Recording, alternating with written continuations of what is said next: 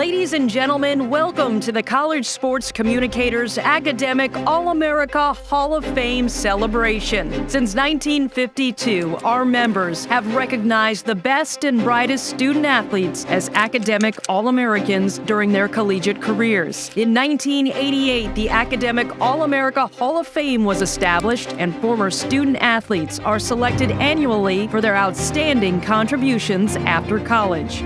They represent some of the most talented and gifted people in diverse fields, such as medicine, business, civil service, education, science, and the military, as well as a cross-section from Olympians and world champions to all-stars and record breakers. The inductees who share their stories about their student-athlete experience are what make this event special. Today, we add to the list of amazing Hall of Fame inductees. From Rose-Hulman Institute of Technology, Andrew Cain. From Bentley University, Rick Miller.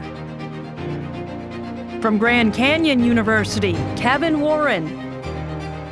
From the University of Minnesota, Lindsay Whalen. And the 2023 Dick Enberg Award winner from the University of Tennessee and the WNBA's Indiana Fever, Tamika Catchings. Ladies and gentlemen, the CSC Academic All-America Hall of Fame class of 2023 and Dick Enberg Award winner.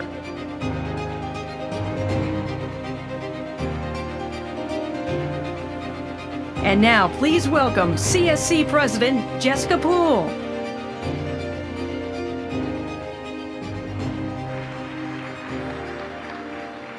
Good afternoon, everyone. I hope you've had a wonderful morning. Congratulations to all of our inductees. What an honor it is to celebrate you all and your accomplishments. Welcome to the CSC Academic All-America Hall of Fame celebration. CSC is proud to once again honor individuals who set a high standard for excellence in the classroom and in competition and student athletes, and follow that up with success in their careers and service to their communities. We are grateful for the opportunity to welcome them with membership into this exclusive club. This year's event marks the 36th anniversary of the first Academic All-America Hall of Fame class that was enshrined in 1988. The message of the Academic All-America program has resonated through generations of young men and women across the country, and your induction symbolizes the impact you have made on your respective institutions and in society as a whole. We are pleased to partner again with the NCAA and are most grateful for their support of our signature program. I would like to thank Vice Presidents of Division 2 and 3, Terry Steve Gronow and Luis McCleary, for their support of the program, the thousands of student athletes we honor each year, and the accomplished former student athletes we honor today. On behalf of CSC, the Executive Board of Directors, and our 4,000 plus members, I congratulate these honorees this afternoon and hope that you will continue to support our program for many years to come. Thank you once again, and now enjoy your lunch. We'll be back soon to start the program.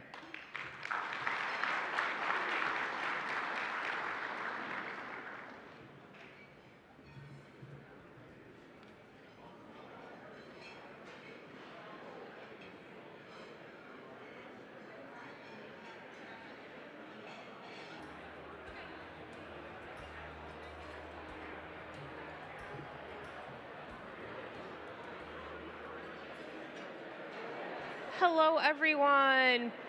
Please continue eating and drinking, but we are going to start our show. Our host for today's show is a versatile dynamo, known for her storytelling prowess, her emphatic reporting, her ability to connect with everyone with whom she interacts. Her accomplishments would take all day to recite, but here are a few of the highlights. Holly Rowe is an Emmy award-winning reporter for ESPN who covers almost every sport for the enterprise. She will be inducted into the Naismith Memorial Basketball Hall of Fame later this year.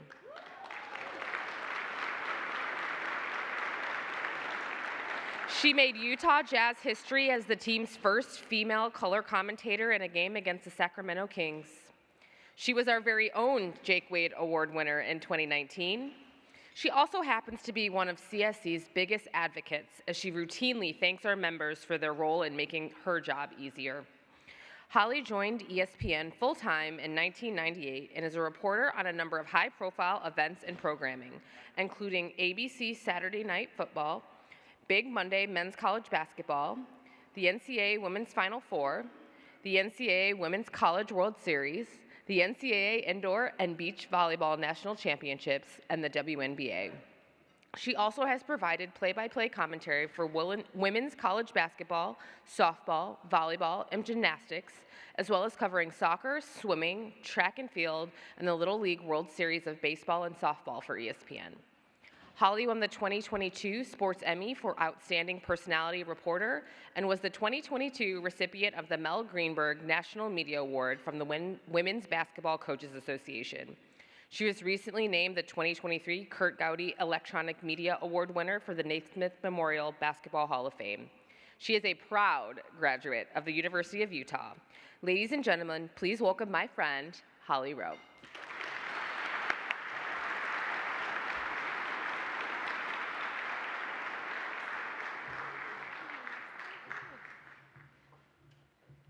Well, hello.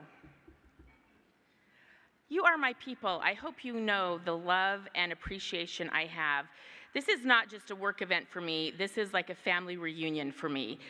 There are so many people here that have been literally my friends, not just my colleagues, not just my sports information directors. These are people that mean something to me that I love and who have helped me be good at my job. So this event and this organization literally means the world to me. I would not be here without you in my job. I'm so grateful for all of the tips, all of the stories, all of the stats, all of the really obnoxious requests. I once asked someone to bring a horse to the sidelines because their equestrian team had won the national championship. You know, we've done a lot of really weird stuff, and you were always like, okay, let's see if we can make that work out. And I think the only thing you missed is I did once cover bowling, the bowling 4 majors. I don't know how I got on that, but it was amazing. I am so grateful for all of the help that I get. And not only that, it is like a family because we're constantly going from city to city, and every city that I go to, I know that I have a family there. I know when I go to Arkansas, I'm going to dinner with the trainers, and now their kids that I used to go to dinner with when they were 6 and 9 are in college. I mean, it's crazy. Shelley Poe, I know when I go to Auburn, I have a friend there. So I just want you to know how much I love all of you and appreciate all of the great work you do. On behalf of ESPN, thank you. We are nothing without you. I'm also thrilled to be joining CSC and welcoming this next class of Academic All-America Hall of Famers. It is a record-breaking year for collegiate women's basketball, and so it's a great honor that we are going to have 2 of the finest who have ever played in NCAA basketball here today. We'll recognize an honorary member, a business savant, influential college sports trailblazers, and former baseball player who's provided exceptional service to our country. He has the best outfit here because he's got his uniform and all of his medals, and it makes me feel FOMO. The Academic All-America Hall of Fame is comprised of groundbreaking leaders in the fields of medicine, political service, philanthropy, technology, the arts and sciences, among others. Each year, we're fortunate to welcome back past inductees to this event because, as you know, people who have played sports in college go on to be incredible, incredible people. Today in the audience, we have people like our 1988 inductee, Tom McMillan, a former basketball star at the University of Maryland, and current president and CEO of Lead One. Okay, Tom, where are you? Say hello. Where are you? Give it up. Hey. Our 2008 inductee, Amy Perko, a former student basketball player from Wake Forest and current CEO of the Knight Commission on Intercollegiate Athletics. Where are you, Amy?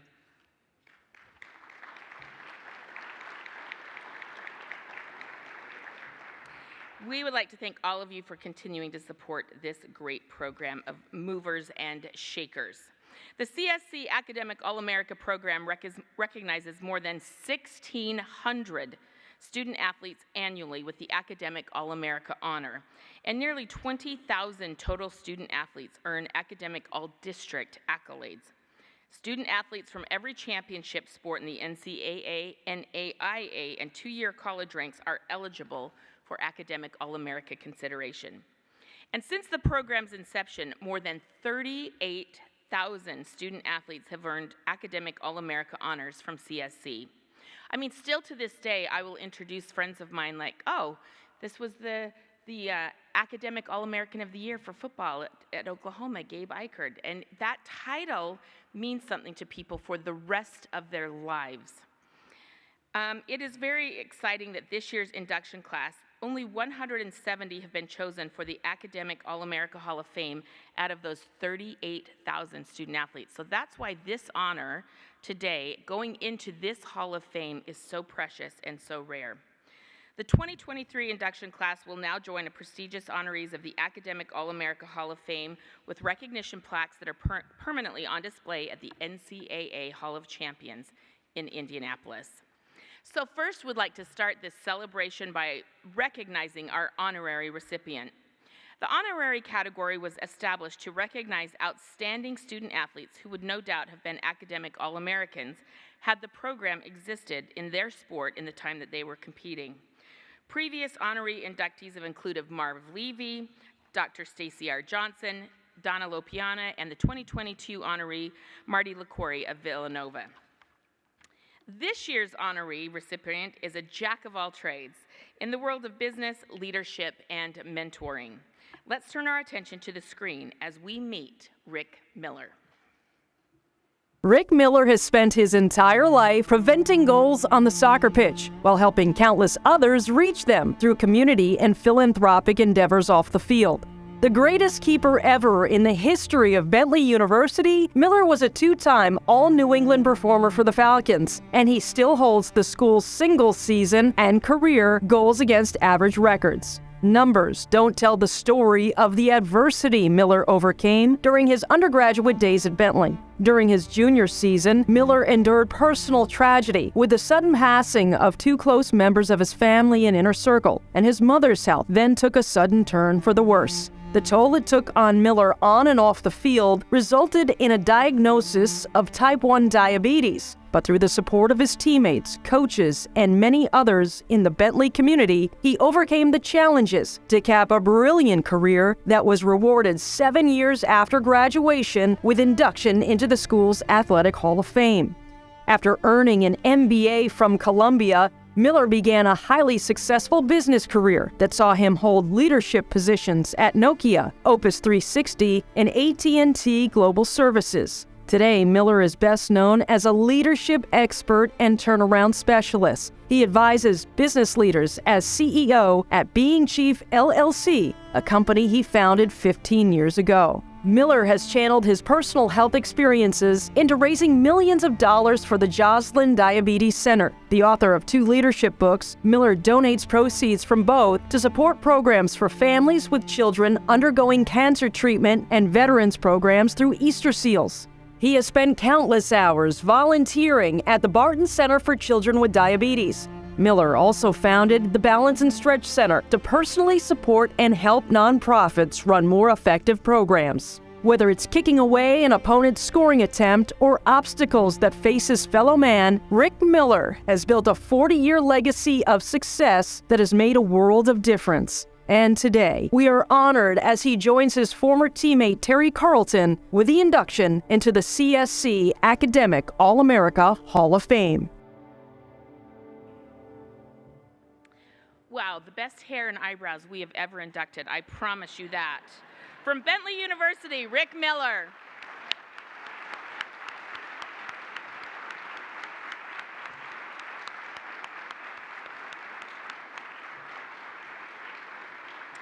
Joining Rick on stage for this award presentation are the Bentley Director of Athletics, Vaughn Williams, and Director of Athletic Communications, Dick Leetway.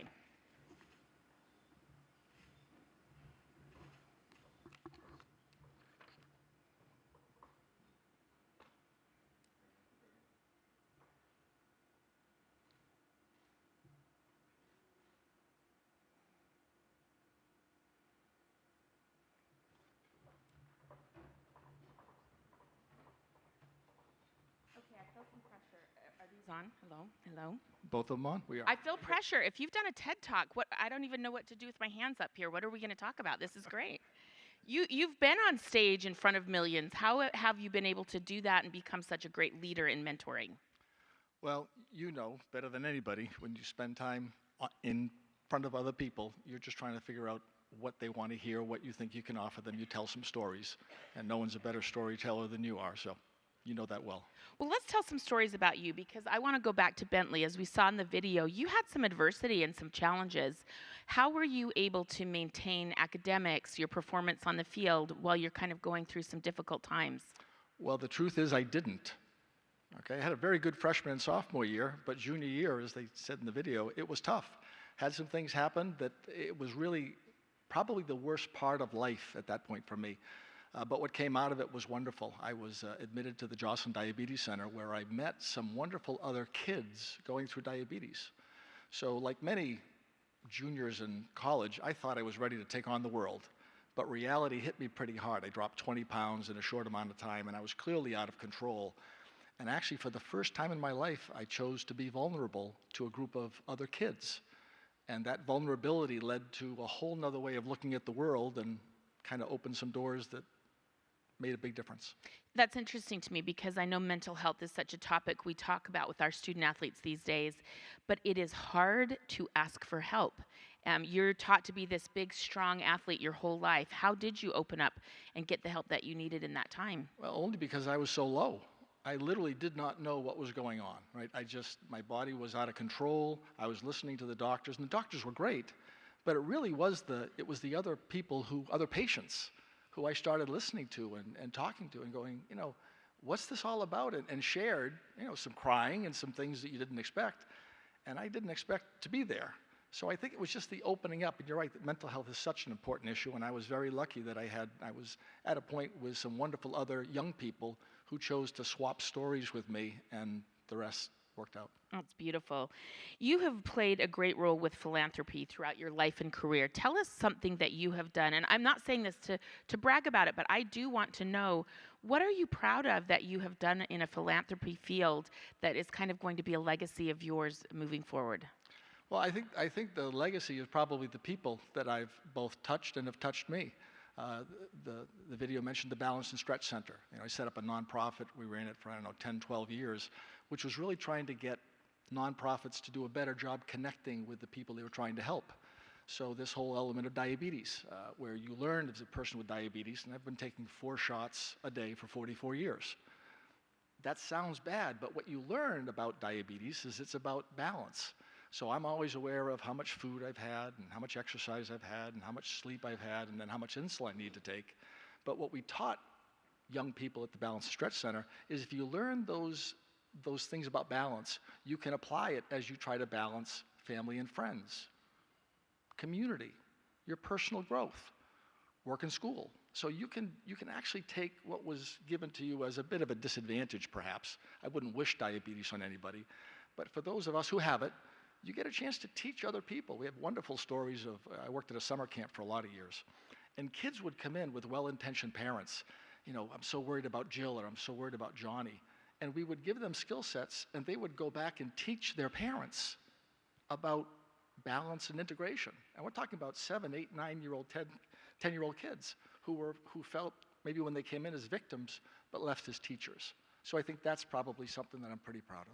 It's beautiful. You've said the word balance a few times, and I don't know if any of us sitting in this room really are good at balance. I know I am not. I love my job, and I love work. Give me some inspiration to lead a more balanced life for all of us here, because I think we're all very busy and very passionate about our jobs and our lives. Yeah, it's a great question, and I use the word balance because it's very important to balance my blood sugar, so I'm Yes. very aware there. No, I get it, but you're using it in important. lots of other ways too, right? Yeah. So I do some executive coaching, and I tell some of the CEOs that I work with that work-life balance, that term is an interesting one, because when you talk about balance, you think about almost like the scales of justice that are still. They're exactly, whose life is still? No one's. So I coach, and when I say struggle through whatever you do, but try to reach a point of work-life integration, right? Because look at your life. I mean, you're going to go out of here, you'll be in a plane, and my life is very busy as well.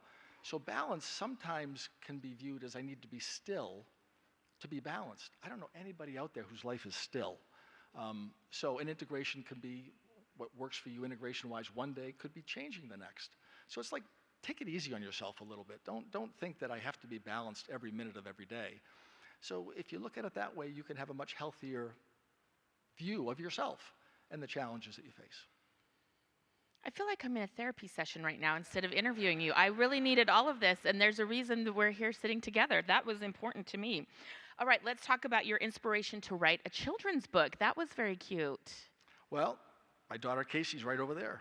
Casey's Kite was written because I'm so proud of my girl.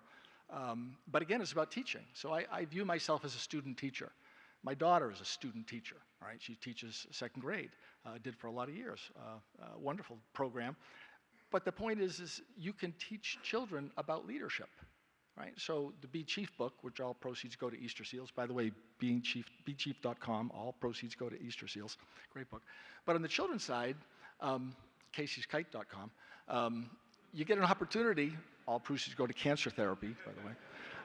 You got that? I'm getting it. I promise. Beachief.com, Casey'sKite.com. I'm on it. I will purchase them today. But the inspiration was my daughter and what she taught me and what she did for those kids who needed help. So leadership can be taught at all levels. Okay, before I let you go, being a student athlete, I feel like in this day and age, and this might not be politically correct, but I'm going to say it anyway, I feel like we are losing focus on the value that student athletes have beyond the pro career, that we're not looking at. There's a lot of kids who are benefiting from being student athletes that will never play pro. Right. How can we uplift those kids and continue to shine a light? Because your time at Bentley impacted you. Oh, huge. Huge. I was very, very fortunate. And by the way, so now one of the opportunities, in addition to executive coaching, I teach at Bentley, which is wonderful. Bentley's got a tagline that we're using now called "Be a Force." And the Be a Force, and when I went to Bentley, I first applied to Bentley many years ago, it was always a school that emphasized both business and liberal arts, right? And the student athlete program was always a big part of that. So yes, be outstanding on the field, but what you do in the community matters as well. So I think that Be a Force message is one that I think Bentley got right, because it is about integrity, it is about inclusion, it is about having an impact, but both professionally and in the community. So that message we send to student athletes, whether they're going to go pro or not, and I think it resonates. I know it resonates at Bentley. I love that. Okay, well, go forth and conquer and be a force. I have no doubt you will. Thank you so much, and congratulations. Pleasure. My pleasure.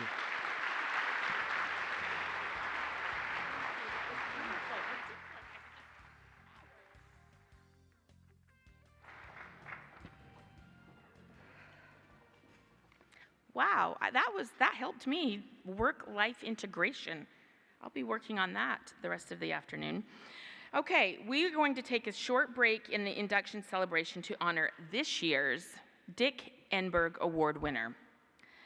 Established in 1997, the Dick Enberg Award is given annually to a person whose actions and commitment have furthered the meaning and reach of academic All-America program and or the student athlete, promoting the values of education and academics.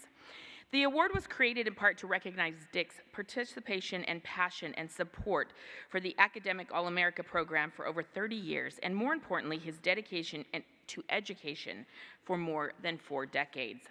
The list of previous Enberg Award honorees includes Olympic athletes, Hall of Fame coaches, cabinet members, former President of the United States, and the 2020 winner, Knight Commission CEO Amy Perko, who's here today. The 2021 winner, legendary tennis player and women's rights activist, Billie Jean King. Our award winner, usually Dick's son Ted Enberg, normally comes to join us, but unable to be here today, but we did want to send him our best wishes, and he also wants to send his best wishes to the winner of this year's award. This is a good one because I have covered this young woman as an athlete at Tennessee, as an athlete in the WNBA. She's not only one of the best players I've ever covered, the best athletes I've ever covered, she's really honestly, and I'm not just saying this, maybe one of the top 10 humans I've ever met. It is beyond my great pleasure to introduce the video for one of our greatest women's basketball players and people in the history of sport. Please, let's celebrate Tamika Catchings.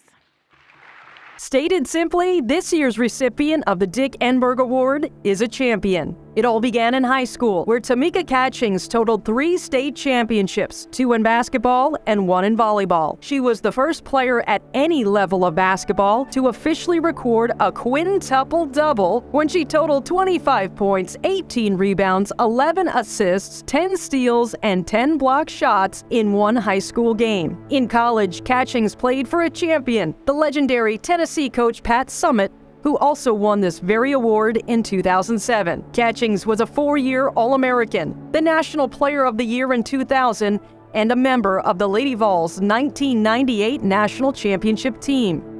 In 2001, she was drafted by the Indiana Fever of the WNBA, and her professional career was red hot. Just a few of her accolades include WNBA Most Valuable Player, 10-time All-Star, 5-time Defensive Player of the Year, 3-time Sportsmanship Award winner, and she was MVP of the 2012 Finals when the Fever took home the championship trophy. On the international stage, she was a member of 4 United States Olympic teams, all of which took home gold medals. Catchings has been elected to the Basketball Hall of Fame and the Women's Basketball Hall of Fame. Her jersey is retired at the University of Tennessee and by the Indiana Fever, and she was named to the WNBA 25th anniversary team. In addition to her athletic exploits, Catchings is a champion in the community. Her philanthropic work for her Catch the Stars Foundation empowers disadvantaged youth to achieve their dreams by providing goal-setting programs that promote fitness, literacy, and youth development. Her efforts through Catch the Stars have touched the lives of thousands of young people. From high school to college to the WNBA to international basketball and to the community, Tamika Catchings has been a champion in every endeavor.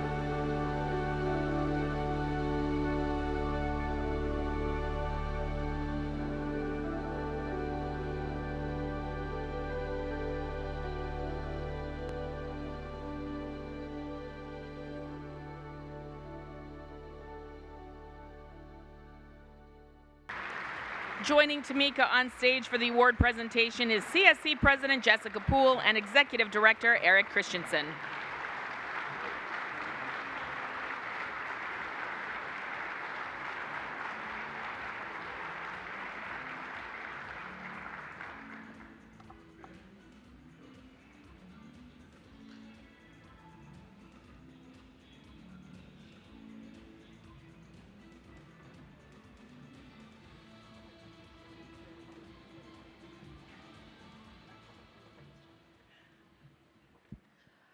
Okay, don't cry, Holly Rowe, don't cry. I love this woman more than life.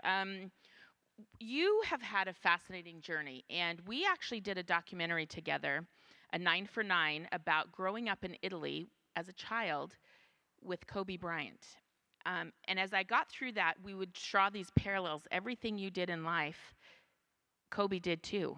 You're one of the most successful people ever. How did you learn at such a young age that importance of excellence? It's a great question. First off, it's always an honor. Can you guys give it up for Holly?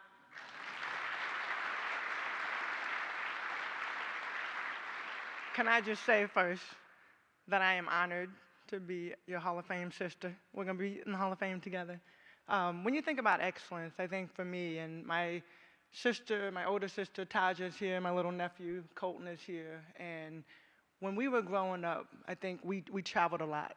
My father played in the NBA, played for 4 different teams over 11 years, then we went to Italy and played.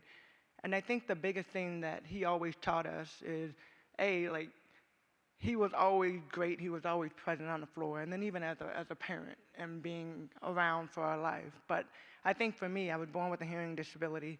I wear hearing aids. I got made fun of a lot when I was growing up, and it pushed me over the edge to want to be great in every single area that I could. And I couldn't control the kids making fun of me. I couldn't control the hearing aids that I had to wear. But what I could control is how hard I worked on the floor, basketball, volleyball, track. We did a little bit of everything.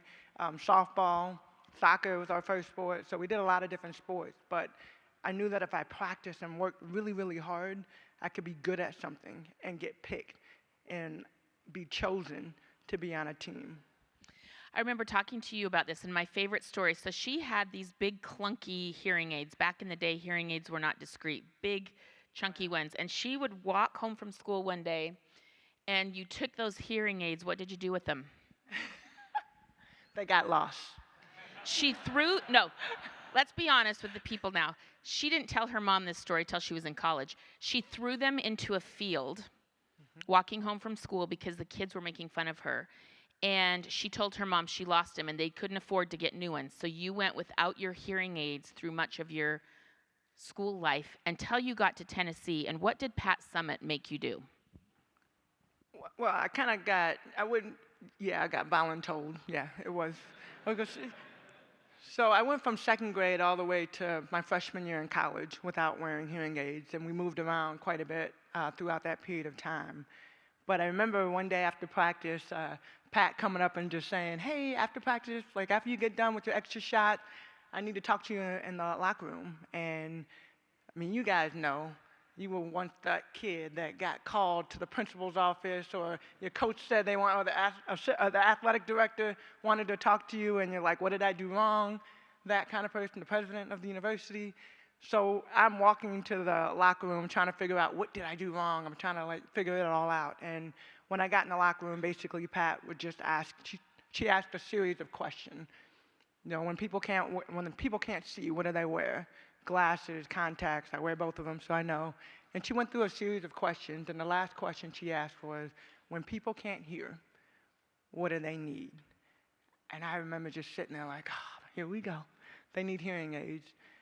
And one of the things she prophesied over my life, really, she said, one day your story will impact thousands, maybe millions of people. I think you should not only get back into wearing hearing aids, but go back to speech therapy. And so I did both. And it's been a blessing because now we have a scholarship at the University of Tennessee that offers scholarships to kids that want to study audiology, speech pathology. We give out hearing aids to people that can't afford them. So it's been a blessing and a big part of my life. But it is not, now it is my superpower. It does not define me as a disability. It gives me a superpower that not many people have. So I get to be in another class of very few. I love that.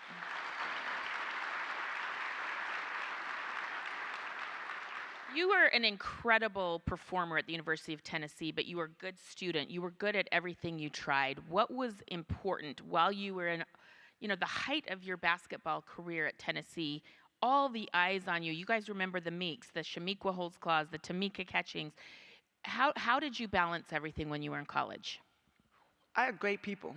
I mean, I look around this room, and I think sometimes what you guys do is a thankless job because you don't always have the student athlete come to you or the student come to you and thank you for what you do. But I had some amazing people that helped me on my journey, that helped me figure out, my dream and my goal. When I went to University of Tennessee, I got my undergrad in sport management with a minor in business, and then I went back and I got my master's. I actually just got accepted a week ago to go get my MBA at the University of Notre Dame, so I'll be doing that for the next couple of years. But the way it was, Pat always said, we're going to be great on the court, we're going to be great in the classroom, we're going to be great in the community. But at the end of the day, when you guys leave the University of Tennessee, I want you to be a great person. And we had front row seats of watching Pat Summitt. I mean, y'all, we would get off planes in different cities. It didn't matter, even overseas when we did our trip, it didn't matter where we were. We would get off the plane and people would just come and just surround her. She never, even when we won the championship for the Indiana Fever, she came, she was at that game, and literally, they put her up in a suite. There was a line from the suite all the way down to the court of people waiting to get an autograph by Pat Summitt. That's what I want to be. I want to be humble in every sense of the word. She never met a stranger. I want to be that. I want to be, when I walk in a room and just being able to, just talk to people. It doesn't matter what your position is, because at the end of the day, we came in this world the same way. We're all going to go out of this world. And so while we have that dash in between, what's the impact that you can make on people's lives? I love that. Okay, so this is a true story. I'm just going to share one quick story. Pat Summitt was at that game in 2012 because I drove her there. I was working. Who else would drive? So I was working the WNBA finals in Indianapolis, but I had a college football game. So Friday night, I worked a game 3. I got in the car. I drove through the night to Tennessee. I did the college football game, and then I got in the car the next morning to drive back. I think it was a 4.5, 5-hour drive, and Pat Summitt had found out I was going, and so she wanted to come with me. So I went on a road trip with Pat Summitt. And I'm telling you what, we stopped at Starbucks. She got mobbed. We stopped in Indianapolis, and we got out, and this guy comes out of the hotel. I'm dropping her off, and he's like, "You can't park there. You can, lady, get out. You cannot park there." And Pat gets out of the car, and he's like, "Oh my God, oh my God." So Pat Summitt could park there, but I could not. Some of the perks. But she wanted to do that, and she had her dementia at that time, her early onset Alzheimer's. But she was going to get in that car with me and drive to be there to see you and support you when you won that championship. And so she was, and I always loved that about her. Going on to the Indiana Fever, you were, they did this metric recently about who is the GOAT. And, you know, they say Diana Taurasi's the GOAT for some reason. And when we did all the stats and all the metrics of how you impact a game. You're going to make all the UConn people mad. Well, get ready for it, because with the metrics they used, you were better. You had a higher, maybe she won more championships, but your impact on the game statistically was greater. How did you impact the WNBA, and what is your lasting legacy? Ooh, that's a good question. I think my impact on the game really had been just go all out. Just, I mean, offense, defense, and we tend to focus a lot on offense and what that looks like, right? Scoring points and all of that. But I think for me it was, I didn't want to just be a great offensive player. I wanted to be a great all-around player. And at the end of the day, like even thinking about the USA team, 2002 when I started my senior Olympic journey, I remember looking around like, why did I want to be an Olympian? I watched that 1996 team, as so many of us did, and I saw Dawn and Cheryl and Lisa and Rebecca Lobo and, you know, Katrina McClain. Like, I saw these players, and I said, man, I want to do that. I want to represent my country. And so you put this emphasis in not just WNBA, Olympics, even University of Tennessee, but at the end of the day, when I walked away from the game, my biggest thing was I want to be the best player, not compared to anybody else, but the best player that I could be. And I wish I would have started commentating while I was playing, because I watch so much film now that I didn't want to watch when I was a student athlete. But even through that journey, like it's been a blessing. How many gold medals? Just casually drop it. 4? Yeah, 4 gold medals representing our country. Just incredible. Let's get to your philanthropic work, because when I met you early in your life, you already had a foundation, Catch the Stars. You have been focused on giving back to your community while you were playing. Very few WNBA players were doing that in this. I think you were the only one that I knew of with a foundation.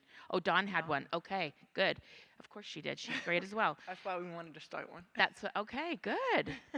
So tell me, why did that matter, and why have you tried to impact your community no matter where you are? So my sister is our executive director, but our mission is really we serve underprivileged youth, boys and girls ages 7 all the way up to 18. We provide programs around fitness, literacy, and youth empowerment.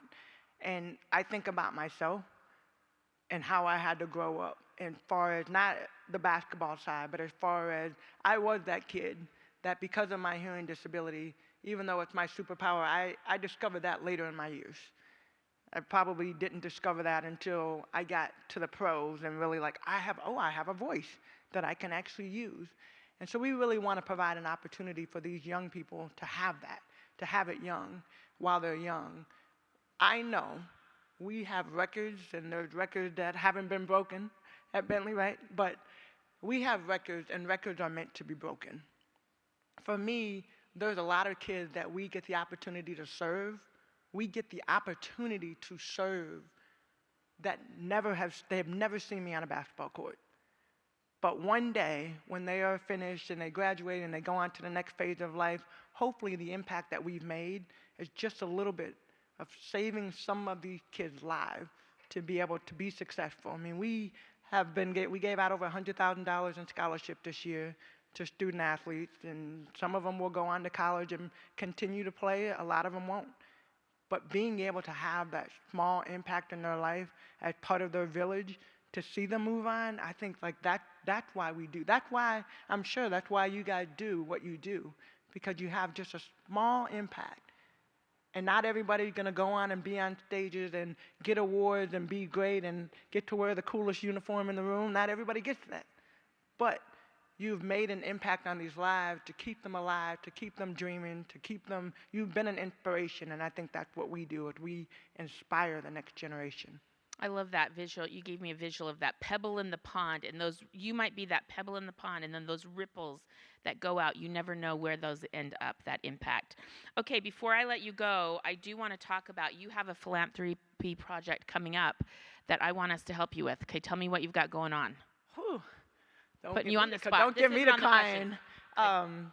So my sister and I, one of our dreams had been to have a gym. And 2015 had everything together. We were gonna go. The only thing I needed was to buy the land. And went to buy the land, they wouldn't sell it. So I'm a very faith-oriented person. I said, you know what, this God, like, this is just not my time. Well, fast forward, I own the tea shop. I bought that 2017. We added a second location in a very underprivileged area in 2021. And last couple years, my sister and I have really thought about, like, what can we do to impact this area? So we are partnering with another organization that has similar mission to what we do, but we want to build a gym. We want to build a gym, and 68% of the kids that are in that neighborhood come from single-parent homes. The average salary for the minorities in that area is $24,000 a year. So these kids don't have access to what we have.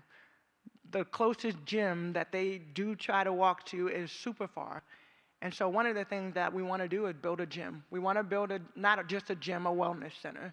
It'll have multi-purpose rooms, it'll have classrooms, it'll have a fitness center.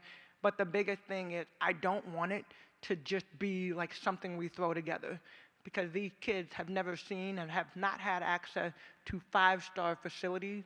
Not that we're building this big, grand thing, but we will save lives when they have a safe place to go. Gun violence plagues that area, like there's a lot of areas, right? But this is something that has become a mission project. God has me here right now in that area for a specific reason. I got to raise $15 million. People know I'm aggressive. I want to raise $10 million by October, so that it takes a year to build a gym in December 2024, because 24 is kind of a cool number. I got to have it done. I got to have it done. So that's the mission right now. Okay. Anyone in this room that can help her? This is the most worthy, wonderful woman I've ever met, and let's help her get that gym built. 2024. Put it in the universe. Here we go. Thank you. Can I say one last thing? Yes.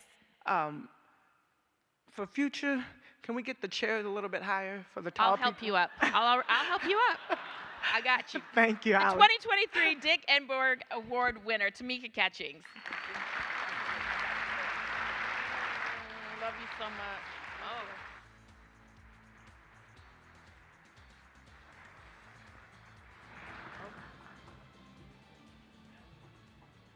Okay, I know we went too long, but she's amazing. I just need you to hear and see what an incredible woman that is. All right, next up, I am proud to introduce our second Hall of Fame honoree, a former baseball superstar and decorated military veteran.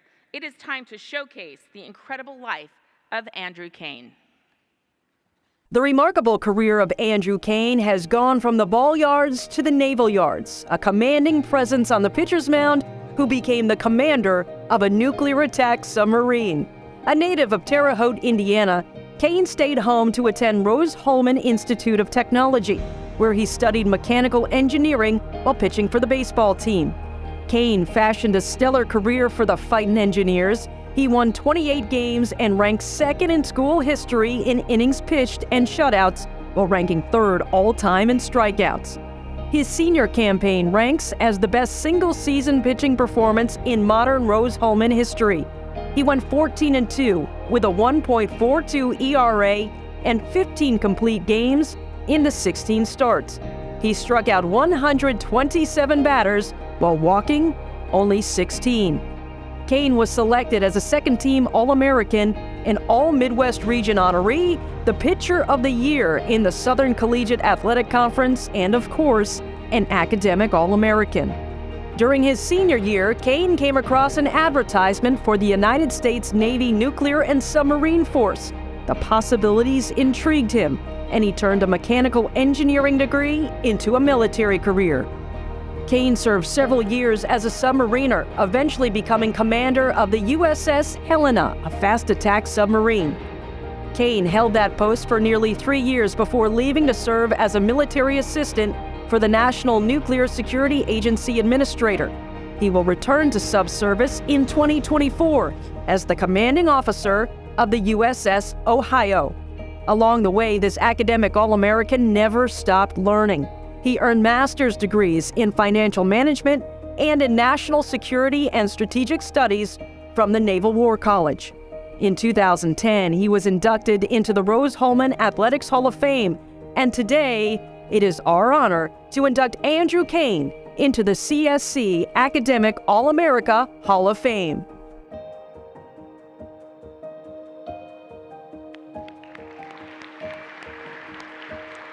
Joining Andy on stage for the award presentation are Rose-Hulman President Rob Coons and Athletic Director Ayanna Tweedy.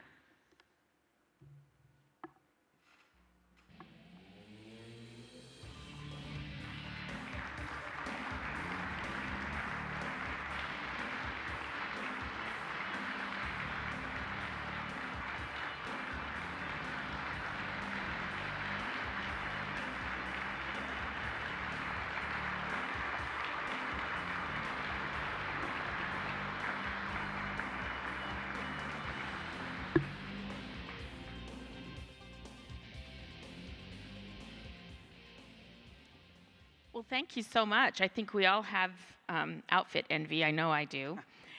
I'm very curious because Rose-Hulman, you stayed home. You stayed close to home. You probably could have gone anywhere.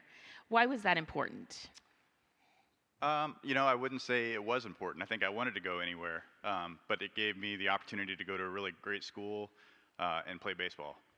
And I wanted to keep doing that. And I was familiar with some of the players that were going there already. And it really was the right opportunity, I think, in a lot of ways, despite being very close to home.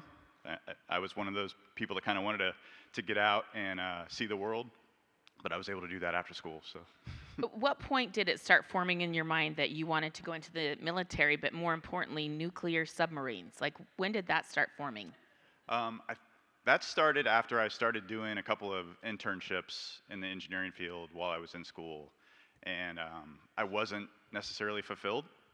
It was, I don't know if you've seen the movie Office Space. I think everybody's seen Office Space, but I was a little bit scared of that environment, and that's kind of what I was in. And it was kind of just a serendipitous sort of thing where I started school my junior year, and there was a flyer in my campus mailbox, and it said, hey, here's this opportunity to go drive submarines and see the world. And I took a look at it and kind of investigated, and I thought, well, it would be something that would be very cool to say I had done, whether I like it or not, and it turns out I liked it. So. Who's passing out flyers for nuclear submarines? Like, what? Well, the United States Navy does that. Okay. Wow, note to self. Interesting. So tell me a little bit about what it took, because I would imagine that you had to be good academically. How did your lifelong love of learning help you become what you envisioned? Well, you're right. It's technically challenging. I've been gifted with technical capability, and so I like working at hard things, trying to achieve things that not everybody can do. I feel a responsibility to do that because of the kind of natural gifts that I've been given, and it was kind of right up my alley. It makes sense to me. I'm pretty good at it. Is your wife here? She is. Can he put together anything from IKEA? That's the real question. You said you're good technically, but that's the real challenge we all have in life. The question is, can I do it without the instructions? No human can. Have you done it? No. Of course, no human can. Tell me a little bit about the importance of serving your country. You know, part of it is your technical skill and your intrigue academically and wanting to learn and be good at things. But how much of that has been important to serve and be a servant leader? Yeah, I think, you know, in addition to doing hard things, technically challenging things, doing things that are worthwhile and have a positive impact. And being able to serve on a submarine and, you know, kind of do things that I know are not just good for the country, but also have an impact on the people that you're serving with. It was kind of great. You know, I've been on a team my whole life, and, you know, to be able to take off the baseball uniform, put on a Navy uniform, and really be right back in that environment where you're with a group of people doing really, really hard things to try to accomplish something special is something that I really enjoy. Again, the importance of team sports. You were not going to go pro in baseball. But I would have, but they didn't let me. They didn't let you. But you went pro in submarine, which is probably more important, right? It's great. The importance of team sports. Tell me how teamwork worked on a submarine. How have you learned that you can command people and work together in that very stressful and demanding environment? Yeah, well, I mean, the big thing is you can't do it all by yourself. You know, and baseball is a particular sport where I could have a pretty big impact, you know, being on the mound with the baseball in my hand. But if we didn't score a run, we weren't going to win the game. And I didn't have any impact on that, right? So you can take that to submarining. It's everybody in the submarine force kind of says that. It's a team sport because it takes everybody.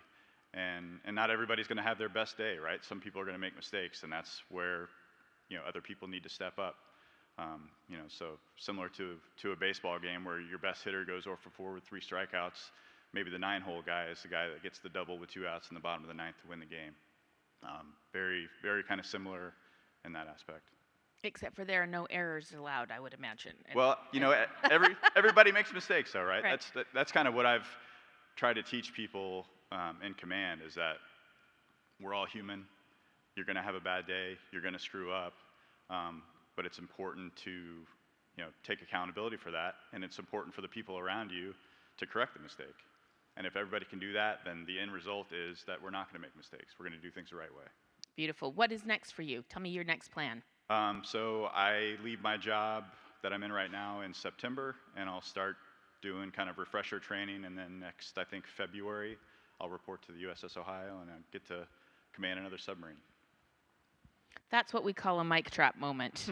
Oh my gosh. Well, thank you so much for your service to our country. Thank you for being good at what you do.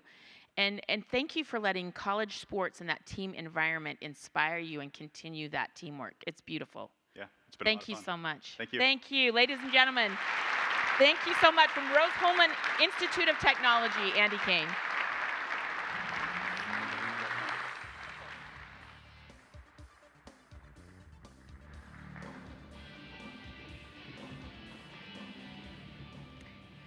Whew, I just feel like such a loser actually right now. Wow. Our next inductee from the University of Minnesota has made an indelible mark on the hardwood during a sensational career. It is time to celebrate our 4-time WNBA champion, humble brag, and 4-time Olympic gold medalist, Lindsay Whalen. In a state better known for ice hockey and fishing, Lindsay Whalen became a legend in a different arena. Born in Hutchinson, Minnesota, Whalen was a 4-time All-State basketball honoree at Hutchinson High School. It only made sense that when it came time to choose a college, she would take her talents a mere 65 miles east to the University of Minnesota. She led the Golden Gophers to unprecedented success, culminating with the program's first Final Four appearance in 2004. The hometown hero helped crowds at Williams Arena grow more than 800% during her career, finishing among the program's all-time leaders in scoring, assists, and steals, and becoming Minnesota's first ever 3-time All-American. In 2003, Whalen was named an Academic All-American, and she was a 3-time Academic All-Big Ten honoree before graduating in 2006 with a degree in sport management. Whalen was drafted 4th overall by the WNBA's Connecticut Sun, but as fate would have it, she found her way back home. In 2010, she was traded to the Minnesota Lynx, where she would emerge as the cornerstone of one of the most successful franchises in league history. A 5-time WNBA All-Star, Whalen led the Lynx to 4 WNBA titles and was named one of the 25 greatest players in league history as part of the WNBA's 25th anniversary celebration. She retired in 2018 as one of the WNBA's all-time leaders in assists, playoff points, and playoff assists. And 1 year later, her number 13 jersey was retired by both the Lynx and the Connecticut Sun. Whalen's success extended globally as well. She won 4 gold medals with Team USA at both the Olympics and the World Championships as the point guard on some of the most dominant teams USA basketball has ever produced. Hers is a career defined by 3 words: passion, dedication, and excellence. An icon and a legend, we are proud to welcome Lindsay Whalen as a member of the CSC Academic All-America Hall of Fame. Unfortunately, Lindsay is unable to be with us today. She's had a crazy weekend being at the jersey retirement of her teammate Sylvia Fowles. But accepting the award on her behalf is Big Ten Conference Director of Communications and Chair of the Academic All-America Hall of Fame Committee, Chris Masters.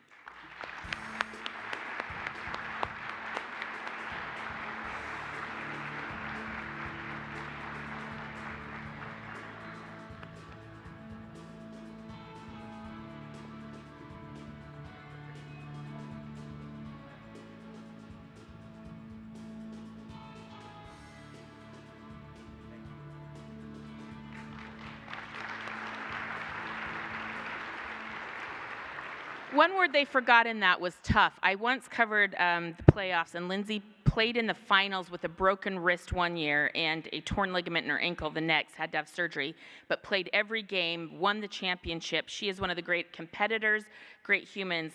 Just so much love for Lindsay Whalen. All right, now from the Power 5 commissioner to NFL team president, our next honoree has excelled at the preeminent levels of leadership in sports. It is time now to celebrate Kevin Warren. Kevin Warren is one of the most influential figures in sports. As the president and CEO of the Chicago Bears, and until recently, commissioner of the Big Ten Conference, he has overseen countless organizations and some of the premier athletes in the world. A native of Phoenix, Warren was invested in sports from an early age, due in no small part to his father, who played football for the Brooklyn Dodgers of the old AAFC and later became the first black president of the Fiesta Bowl Board of Directors, and his older brother, who was one of the first black scholarship student athletes at Stanford University. As a young boy, Warren was struck by a car and was told he might never walk again, let alone play the sports he loved. Yet Warren never relented.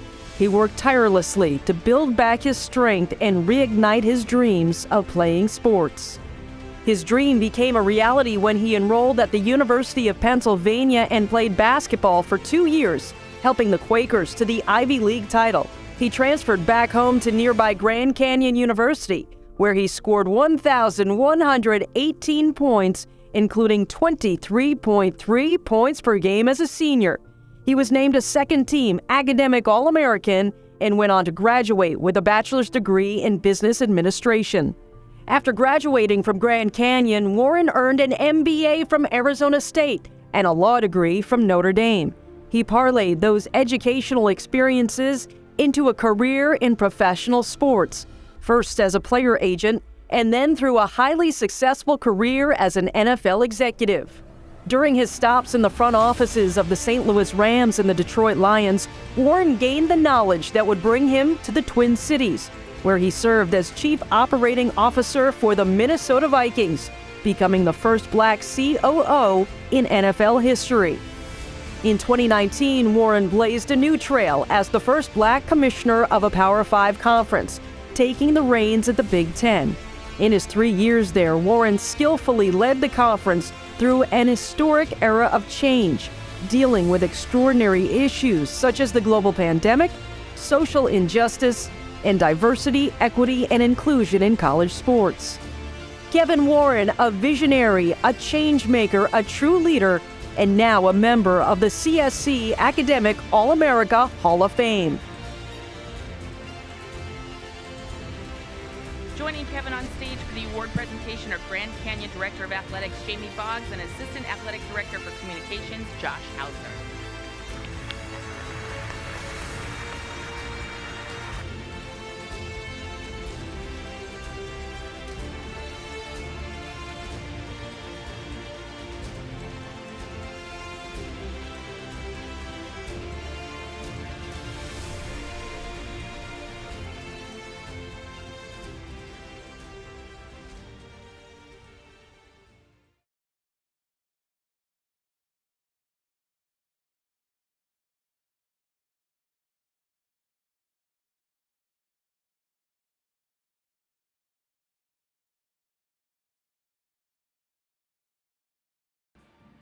Okay, Grand Canyon to Notre Dame, the NFL, the Big Ten. Why are you such an underachiever? It's just amazing.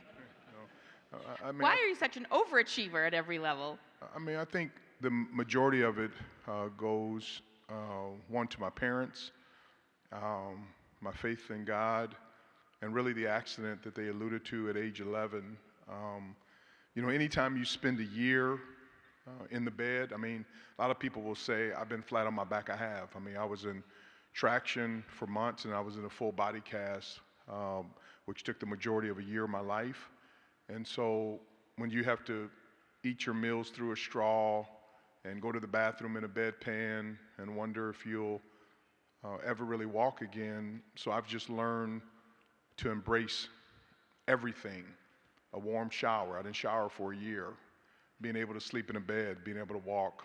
My workout this morning, I embraced. That's why I love to practice. I'd have some teammates who didn't like practice, and they would tell me, man, you got to slow down. And I would tell them, this is what I thought about if I ever got a chance to practice again. So I just try to take advantage of what I call the 1440. That's the number of minutes that we have in a day. And, 60 minutes, 24 hours a day, I try to maximize that. So I'm just so grateful to God for every moment that I have on this earth. I don't know that I realize the severity of your situation. That is hard for a young person. How did you find strength to not only overcome that and endure that, but to still keep accomplishing your dreams? You didn't give up on your dream. I think I probably learned the evolution of life, the journey of life, and I felt that I had probably an unfair advantage of people my age, because overnight, the day that I was run over by the car, I went from a child to a man. I had to.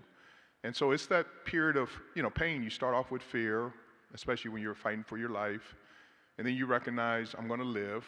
So that's one box you check. And then you say what the quality of life will be, and the answer is we don't know.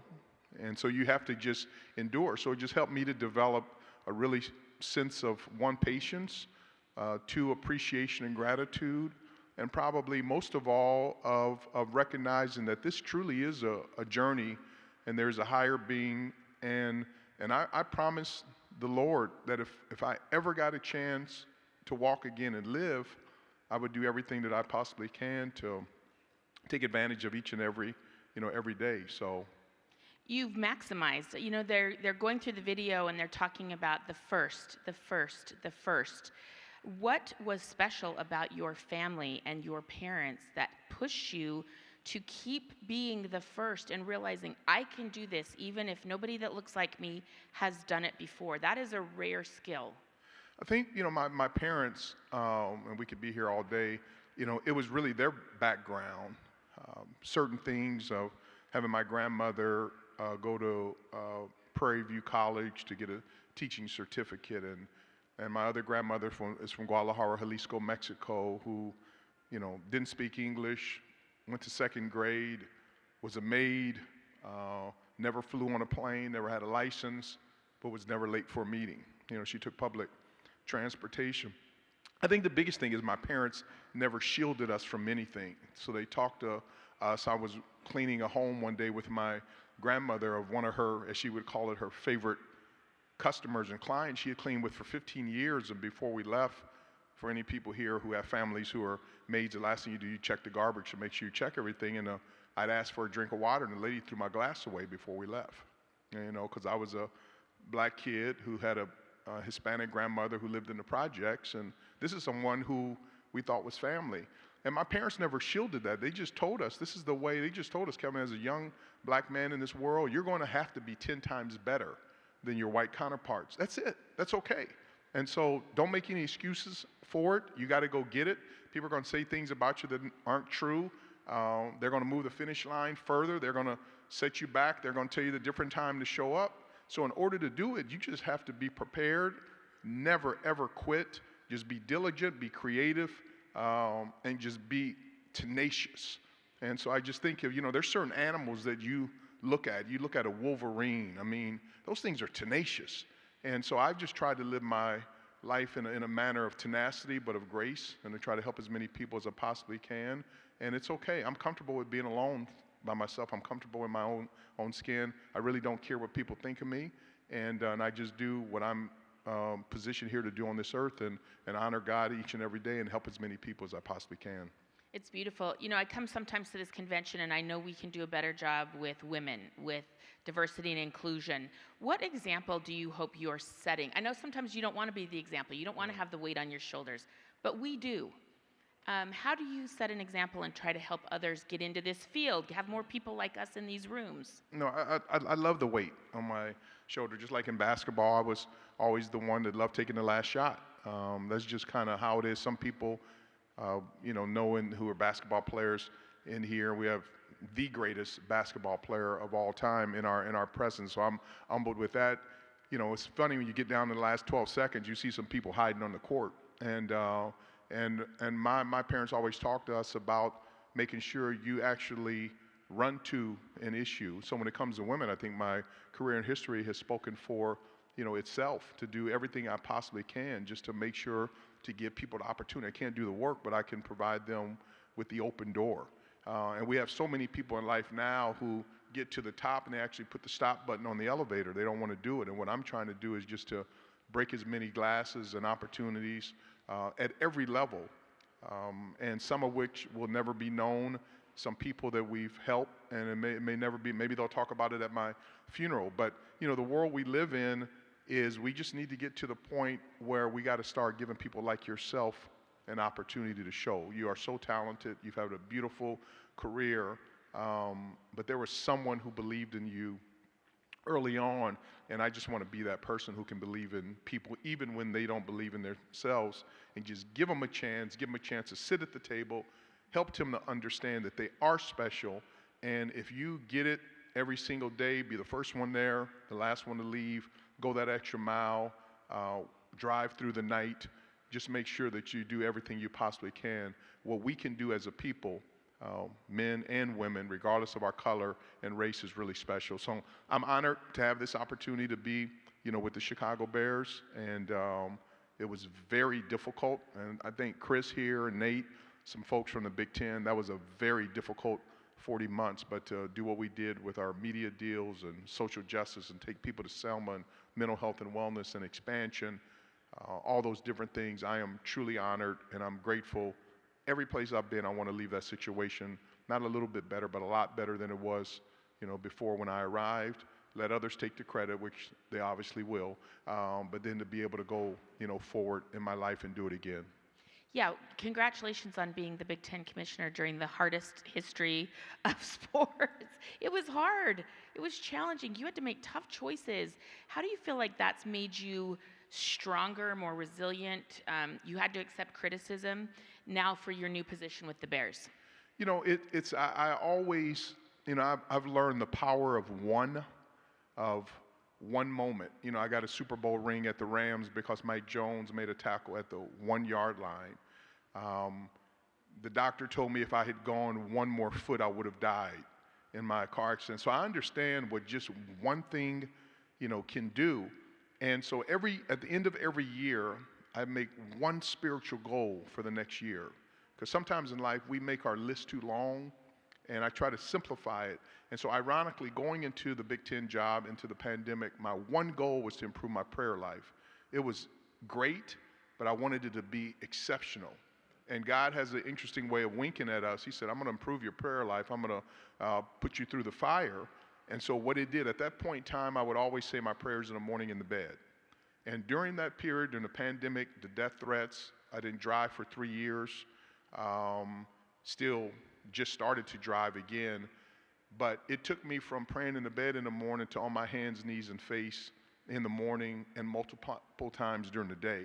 So because of that, as I look back, that's what it was all about. And all God wants us to do is to get a little bit closer and a little bit better each and every day. So I would do it again. It's not for everyone, you know, what we went through at the Big Ten. But what it does, it just makes you, you know, stronger.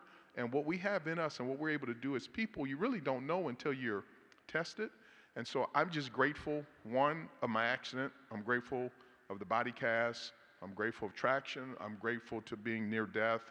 And one of the things that I did is I got a settlement. Wasn't that large, but the doctor told me, because I asked, what can I do to get back to recovery? He said, I don't know if you ever walk or compete again. I said, I understand that, but tell me what would give me the best chance. He said, swimming.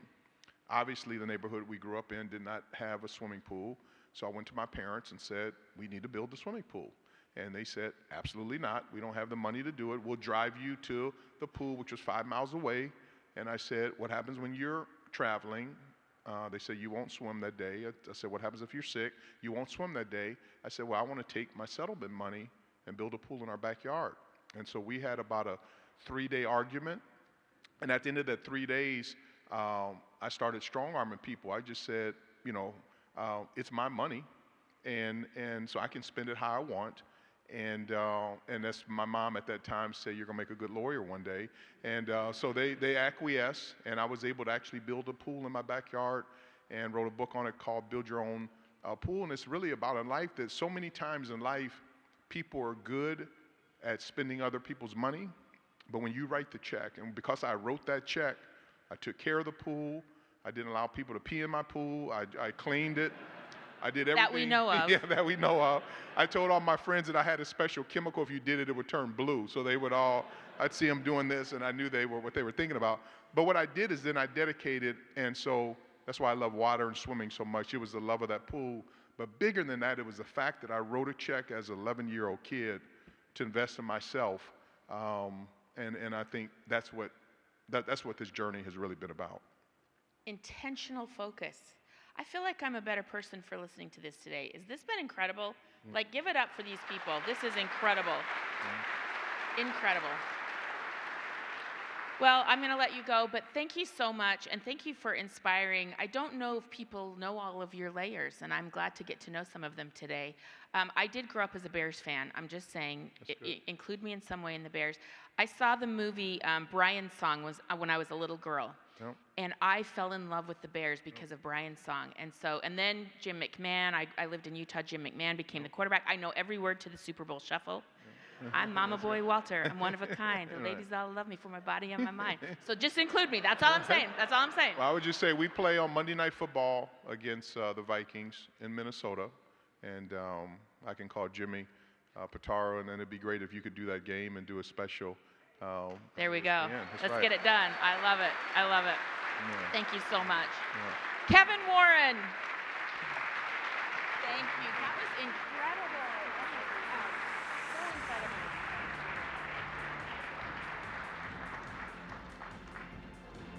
Wow. Okay, I feel like I've been to therapy. I've been inspired. 1440. I am wasting a lot of my minutes. I got to get my act together. Tamika, we're going to get you that gym built. Lindsay, I wish you were here to give you a big hug. And I can't do anything about the nuclear submarines, but I will support you from afar. I promise. And we will buy your books. thechief.com and thekite.com, right? katieskite.com? Got it. This has been amazing. I hope you guys have had a good time. We've tried to keep it moving and be entertaining for you. These are great stories, great memories, but most importantly, incredible student athletes. I hope we can continue to focus on the mission of serving our student athletes, because there's a lot that will never go pro. They're never going to see the light of day in that arena. But look at these arenas they have built and created for themselves, and that's what we must protect. That's not on the script, so don't yell at me for saying that. We'd like to honor them one last time. If everyone would please come to the stage one last time. The Academic America Hall of Fame Class of 2023, from Bentley University, Rick Miller, from Rose-Hulman Institute of Technology, Andrew Cain, from the Grand Canyon University, Kevin Warren, the University of Minnesota, Lindsay Whalen, and the 2023 Dick Enberg Award Courage winner, Tamika Catchings. One last photo. Give it up, everybody.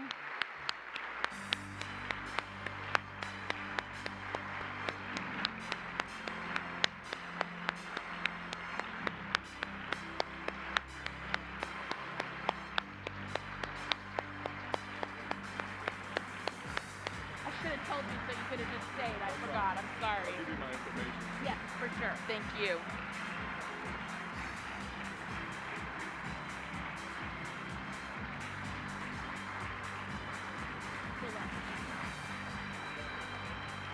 Okay.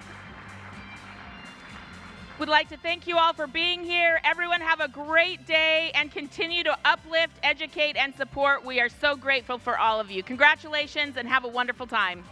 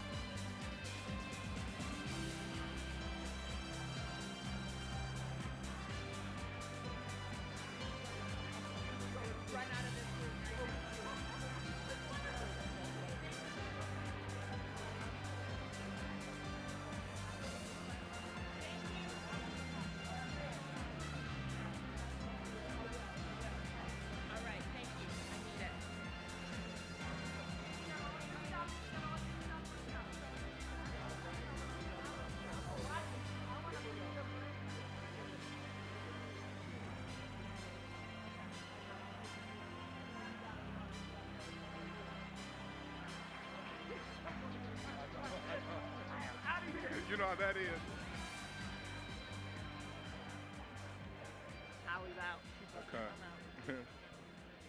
Okay, I'll see you then.